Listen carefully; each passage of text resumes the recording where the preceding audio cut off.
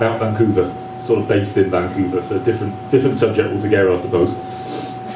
This one's a tribute to the photographer Fred Herzog. He has his photos on the Knowledge Network all the time. You've probably seen them. He had that exhibition in Vancouver a few years ago, still around apparently.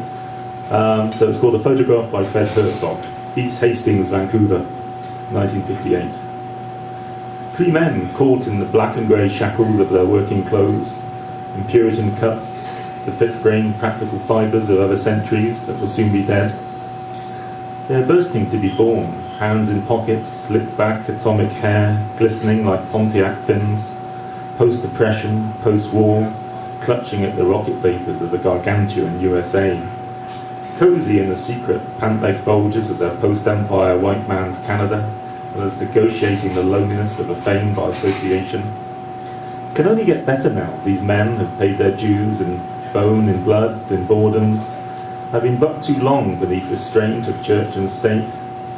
The man on the left is flashing a loaded revolver of red cardigan from beneath his jacket, flashing this new flesh beneath an old that will soon dissolve, navigating the fossilizing tar of his unfiltered cigarettes inward into the unseen, sandwiching himself between a sky the colour of false-skin and a rain-plated sidewalk that is pale as uncooked eggs, moving into the camera under the heavy chainmail of the swarm of neon signs, smiling Buddha Cabaret, Western Sports Centre, cafe, billiards, arcade, being speared in mid-flow in a move through time, a specimen under glass being stabbed to the past.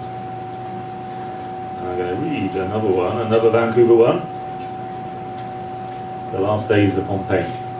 Driving took me out of town, away from Vancouver, from mountains into farmland towards water, into an open-handed slap of rain, tensing itself in expectations beyond the last street lamps, into a 1 a.m. unsolid earth, into weather-razored fields, into an eelskin light, rising and muscling its glistening hump over the fountains of wheat that are moving me on beyond the clipped-off knuckle ends of unused barns, the contours of what's not, that are guiding me to the ocean's edge, to the longhouses, forests, children that have gone. There is just this gravel, desperate to be free of me, throwing itself out from under my tyres, a heavy surf obsessively knotting itself over an empty beach, Pacific humming like a power station's outflow lines, filling the distance with an eternity.